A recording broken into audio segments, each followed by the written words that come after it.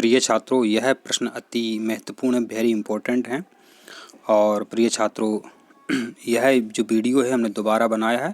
पहले वीडियो में हमने बोल के नहीं बताया है। कई बच्चों ने बताया कि सर आप बोल के बताते हैं तो हमें बहुत अच्छा लगता है, बहुत अच्छा समझ में आता है। और उस वीडियो में गलतियाँ बहुत थीं। एक छात्र ने यह PDF भेजी तो हमने सोचा आपको हम शेयर कर देते हैं। अब पता चले इसमें बहुत सारी गलतियाँ हैं, तो हमने उस वीडियो को वहाँ से डिलीट कर दिया है।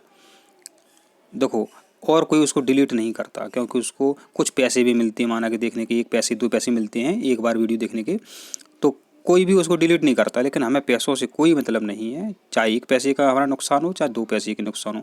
उस वीडियो को हमने डिलीट कर दिया है। बच्चे ने बोला है कि सर आप बोल करके बताएं, हमें समझ में आता है। तो वेरी इंपॉर्टेंट प्रश्न है, आप देखो तो अच्छा, नहीं देखो तो अच्छा, क्योंकि कल आपका पेपर है और चिंता मुक्त होकर के आपको पेपर देना है। पहली बात तो यही है कि आपको चिंता मुक्त होकर के पेपर देना है, आपको बिल्कुल भी चिंता नहीं करनी, आपका पेपर अच्छा जाएगा। आप सभी को बहुत बहुत आशीर्वाद है। आपका जो पहला प्रश्न है कि जब रेलगाड़ी पास आती है और दूर चली जाती है तो उसकी सीटी की आवाज़ जो है पहले तेज आती है फिर कम आती है। तो ये कहा था डॉपलर ने। किसने कहा था? डॉपलर नाम के वैज्ञानिक थे। कौन सी बड़ी बात की वजह नहीं, तो कोई भी कह देगा। अब है कि जब 2 बर्फ़ के टुकड़ों को आपस में मिलाते हैं तो वो दोनों चिपक जाते हैं। इसलिए चिपक जाते हैं क्योंकि उनका जो गलना है, बर्फ़ का जो पिघलना है वो घट जाता है। तो बर्फ़ का गलना घट जाता है। क्यों घट गया? क्योंकि दाब अधिक हो गया, प्रेशर अधिक हो गया। फिर है कि जब आप एक झूले में बैठे हैं, लिफ्ट में बैठे हैं, जब लिफ्ट ऊपर की ओर जाती है तो आपको अपना वजन अधिक मालूम पड़ता है। जब लिफ्ट जो है त्वरित गति से, आपका जो झूला है त्वरित गति से, मेला में बैठे होंगे आप, जब लिफ्ट ऊपर की ओर जाती है, झूला ऊपर की ओर जाता है तो आपका भार अधिक होता है। जब कब ऊपर जाती है तो भार अधिक होता है, जब नीचे आती है तो भार कम होता है, आपको घबराहट महसूस होती है। इसीलिए तो फिर है कि हाइड्रोजन से भरा गुब्बारा जब ऊपर जाता है तो वो फट जाता है, क्योंकि ऊपर आप सभी जानते हैं वायुमंडल ये दाब जो है कम है। आप अरे गुब्बारा छोड़ो, गुब्बारा फट जाता है, आपकी नाक फट जाएगी।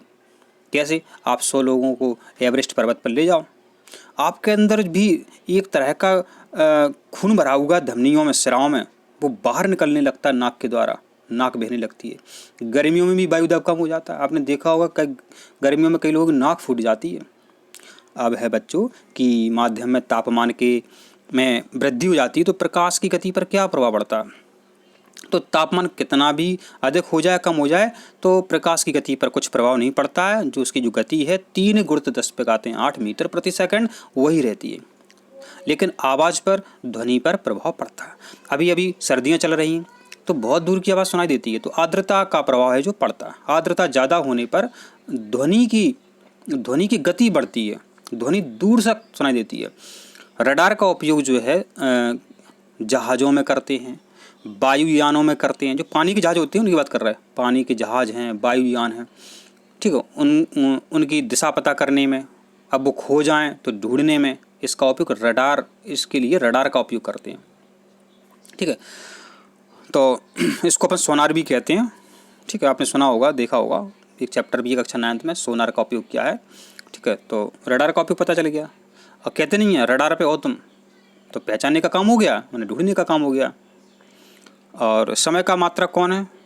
तो अधिवर्ष है, चंद्रवर्ष समय का मात्रक है। लेकिन जो प्रकाश वर्ष जो है दूरी का मात्रक है। ध्यान दें, प्रकाश वर्ष दूरी का मात्रक है और इससे बड़ा मात्रक होता है पारसेक। ठीक है, कौन ऊष्मा का बहुत अच्छा चालक है? तो पारा जो है ऊष्मा का बहुत अच्छा चालक है। पारा बहुत अच्छा चालक है ऊष्मा का। लेकिन अब पूछें कि विद्युत का अच्छा चालक कौन है? तो चांदी विद्युत की अच्छी चालक है। अब है कि सूर्य में ऊर्जा का निरंतर सृजन किस कारण से होता रहता है? तो नाभिकीय संलयन के कारण। जितने भी तारे हैं जिनमें ऊर्जा उत्पन्न हो रही है, नाभिकीय संलयन के कारण ऊर्जा उत्पन्न हो रही है। नाभ के संलयन पर एक बम भी बना है, हाइड्रोजन बम, आप सभी जानते ही हैं। टेलीविज़न का आविष्कार JL बेयर्ड ने किया था। कार का मात्रक जूल होता है। कार का जो SI मात्रक होता है जूल होता है। और जूल को किस में नापते हैं? कैलोरी में नापते हैं। आप बिस्कुट खाते हैं, उसके पीछे, या पेप्सी पीते हैं, कुछ भी आपके पास है, बाजार से वस्तु लाते, उसमें कैलोरी जरूर लिखी होगी कि इससे कितनी ऊर्जा प्राप्त होती है। ठीक है, इलेक्ट्रॉन सूक्ष्मदर्शी का आविष्कार किसने किया था? तो इलेक्ट्रॉन सूक्ष्मदर्शी का जो आविष्कार है नोल और रस्का ने किया था। इलेक्ट्रॉन सूक्ष्मदर्शी का आविष्कार किसने किया था? नोल तथा रस्का ने किया था। इसमें गलत लिखा हुआ है, ध्यान दें अपन। फिर है कि एक समान शुष्क सेल में, आपके घर में जो रिमोट में सेल हैं उन्हें शुष्क सेल कहते हैं, उनमें विद्युत अपघट्य जो पदार्थ है वो अमोनियम क्लोराइड भरा होता है, NH4Cl भरा होता है। उसमें एनोड और कैथोड होता है, ठीक है, धन और ऋण ध्रुव होता है। जो धन ध्रुव होता है वो कार्बन का होता है, जो ऋण ध्रुव होता है वो आपका जस्ते का होता है, पता होगा आपको। जस्ता अति क्रियाशील धातु है, इसलिए तो उससे सेल बनाई जाती हैं। अब है कि ऊंचाई की जगहों पर पानी 100 डिग्री सेल्सियस के नीचे के तापमान पर क्यों उबलने लगता, सबको पता है, वायुमंडलीय दाब का, इसलिए तो हाइड्रोजन का गुब्बारा फट गया था। आपकी नाक भी फट सकती है, जिनकी मतलब धमनियाँ कमज़ोर हैं, सराएँ कमज़ोर हैं। ध्वनि तरंगें अनुदैर्घ्य होती हैं, ध्वनि तरंगें जो हैं वो अनुदैर्घ्य होती हैं। अब है कि जल के आयतन में क्या परिवर्तन हो जाएगा जब इसको 9 डिग्री सेल्सियस से कम करके 3 डिग्री सेल्सियस पर लाया जाए, तो आयतन पहले घटेगा और बाद में बढ़ेगा। आयतन घटेगा कहाँ, ध्यान देवें, इंपॉर्टेंट प्रश्न है। 4 डिग्री सेल्सियस पर उसका घनत्व बहुत ज़्यादा हो जाता है, आयतन उसका बहुत कम बचता है। घनत्व ज़्यादा हो जाता है, आयतन कम होता है, D बराबर m/v। तो माने पानी का जो आयतन है 4 डिग्री सेल्सियस पर बहुत कम हो जाता है, 4 डिग्री सेल्सियस पर, तो पहले घटेगा और बाद में बढ़ जाएगा। और फिर है कि यंग प्रत्यास्थता का ऐसा ही मात्रक क्या है, तो इसका उत्तर है न्यूटन प्रति मीटर स्क्वायर। ठीक है, इसका सी सही है, 20 का सी सही है, इसमें गलत है। तो इस तरह से बहुत सारे क्वेश्चन इसमें गलत थे, हम नहीं चाहते आप गलत चाहें, तो अब आपके लिए हम मेहनत कर रहे हैं, वीडियो बना रहे हैं। प्रेशर कुकर में सब्जियां जल्दी पक जाती, सबको पता है, दाब बढ़ जाता है, दाब बढ़ जाएगा तो क्वथनांक माने उबलना, दाब बढ़ गया तो उबलना बढ़ जाएगा। हाइड्रोजन बम नाभ के संलयन पर आधारित है और एडवर्ड टेलर ने इसको बनाया था। हाइड्रोजन बम जो है नाभ के संलयन पर आधारित प्रक्रिया है और एडवर्ड टेलर ने इसको बनाया था। नदी में चलता हुआ जहाज जैसे ही समुद्र में पहुंचता है तो जहाज जो है थोड़ा ऊपर आ जाता है। ऐसा क्यों होता है बच्चों? क्योंकि उसमें नमक मिला रहता है। तो नमक के कारण जो है समुद्र के पानी का जो घनत्व है वो नदी के पानी से ज़्यादा होता है। आप सभी जानते हैं कि कम घनत्व की वस्तुएं जो ऊपर तैरती हैं और अधिक घनत्व की वस्तुएं नीचे तैरती हैं। आपसे हम पूछ रहे हैं, एक बर्तन में एकदम पारदर्शी पदार्थ भरा हुआ है, आपको लगेगा पानी है, उसमें भरा हुआ है पारा। दूर से यही लगेगा कि उसमें पानी भरा हुआ है। आप उसमें लोहे का हथौड़ा उसमें पटक दो, क्या होगा? डूब जाएगा, नहीं डूबेगा? कमेंट में बताएं आप। एक आदर्श वोल्ट मीटर का प्रतिरोध जो है, एक आदर्श वोल्ट मीटर का जो प्रतिरोध है उसका अनंत होता है। एक आदर्श वोल्ट मीटर का प्रतिरोध जो है अनंत होता है और अमीटर का प्रतिरोध शून्य होता है। अमीटर का प्रतिरोध शून्य होता है, वोल्ट मीटर का प्रतिरोध अनंत होता है। विभवांतर नापते हैं वोल्ट मीटर से, अमीटर से धारा नापते हैं। लोलक घड़ियां गर्मियों में सुस्त हो जाती हैं क्योंकि लोलक की लंबाई बढ़ जाती है। विद्युत अपघटन के नियम दिए थे फैराडे ने दिए थे। किसने दिए थे? विद्युत अपघटन के जो नियम दिए थे फैराडे ने दिए थे। विद्युत चुंबकीय प्रेरण के नियम दिए थे वो भी फैराडे ने दिए थे। जो मोटर है, जनरेटर है, ये फैराडे की कृपा है विद्युत चुंबकीय प्रेरण से। अगर फैराडे नहीं होते तो आज मोटर नहीं बनी होती, जनरेटर नहीं बना होता। और अभी बरसात के दिनों में अपन क्यों परेशानी महसूस करते हैं? पसीना जो है आर्द्रता के कारण जो है वाष्पित नहीं होता है, चिपका रहता है। शुष्क सेल होती हैं प्राथमिक सेल हैं। प्राथमिक सेल का मतलब है कि सिर्फ एक बार ही उन्हें यूज कर सकते हैं, बाद में वो खराब हो जाती हैं, चार्ज नहीं हो सकती। मतलब जो चार्ज नहीं हो वो प्राथमिक सेल हैं। किसमें गतिज ऊर्जा नहीं होती है? तो खींचा हुआ जो धनुष है उसमें गतिज ऊर्जा नहीं होती है। ऐसे कोई वस्तु चल रही है, चलती हुई गोली है, बहता हुआ पानी है, चलता हथौड़ा, उसमें गतिज ऊर्जा होती है। ठीक है। आकाश का रंग नीला किस कारण से होता है? प्रकीर्णन के कारण होता है। और यह ध्यान दो, बाजार में इस तरह से कुछ खिलौने आते हैं कि उसमें जो साबुन का घोल रहता है तो मुंह से फूंकते हैं तो जो गोल गोल बन जाता है और वो चमकदार दिखाई देता है। माने साबुन की जो फिल्म है वो व्यतीकरण के कारण रंगीन दिखाई देती है, ध्यान रखें। ठीक है। तो आकाश का रंग जो है प्रकीर्णन के कारण जो है नीला दिखता है। समुद्र का पानी किस कारण से नीला दिखता है? प्रकीर्णन के कारण। इस पर हमेशा प्रश्न आता है, प्रकीर्णन पर। और फिर विद्युत हीटर का जो एलिमेंट है, माने जो जिनके घर में हीटर रखा होगा, हीटर की जो स्प्रिंग है वो नाइक्रोम की बनी होती है। नाइक्रोम माने निकेल और क्रोमियम। नाइक्रोम माने निकेल और क्रोमियम।